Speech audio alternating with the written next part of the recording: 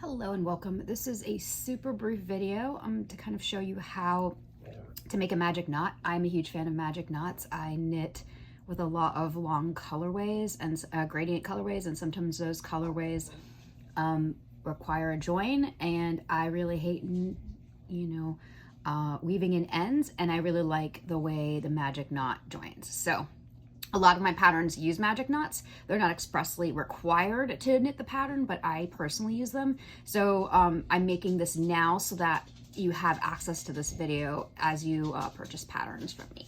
So I'm using two different color yarns here so you can see kind of how it looks when you join them.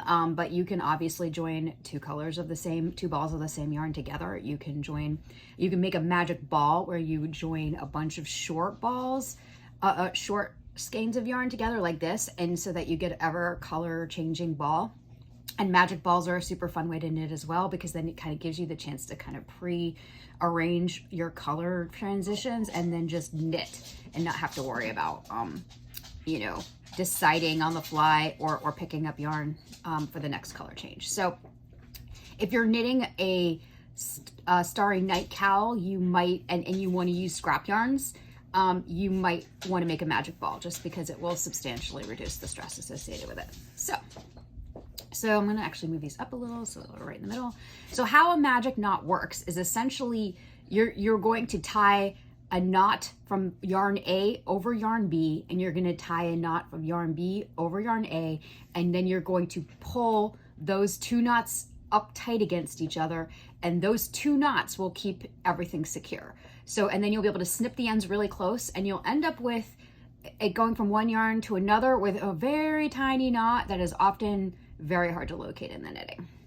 So to actually do a magic knot, it does sometimes take a little fiddliness, but how it works is that the first thing you'll want to do is kind of arrange them in the parallel line, but then the next thing you'll want to do is weave, them under. And you're not going to tie them directly, but what you're going to do, and I'm going to try and do this without covering the camera, is you're going to take the first yarn and you're going to pull it over that yarn that you just wrapped it on, and you're going to create a little knot there. And if I pull this up so you can see, it looks like a little pretzel. You're going to make a knot around that yarn that looks like a little pretzel. And then you're going to pull that yarn tight, and you're going to leave this tail hanging for now. And on the same exact knot, you're going to pull your yarn B under that yarn A. You're going to wrap it over on top of it, and then you're going to pull it through, create your little pretzel. To me, this looks just like a little pretzel. Create your little pretzel, pull it tight, and then you just kind of snap these two yarns together. And if you're working with like mohair or lace weight or like 100% cashmere or something delicate, you're not gonna be able to pull as tightly as if you are using like wool or something with some nylon in it, something with some silk. So definitely don't completely abuse your yarn, but you want to make sure it's super, super tight. And so when you get up to it, you can see there's a knot here that's dark, and there's a knot on the other side that's light, and they're butted up against each other, and you can pull on them a bunch. Now, sometimes if I'm not sure like how this yarn is going to react, if it's going to work its way out, I'll knit and leave these tails hanging, and then just snip them after I'm done. But really what you can do is just go ahead and snip them super close to the edge. Let me get this guy. And it's invariable that it just always happens that my stomach starts to grumble as soon as I make one of these videos. So you guys are gonna know my stomach better than me. And then you can just pull again, and now, bam, that popped out. But you see the knot stayed. It's because I was too hard on my actual yarn. The knot itself did not break. My yarn broke before the knot did. So that should be an evidence to you that this is a super, super strong knot. I'm not gonna make another one because obviously the knot held.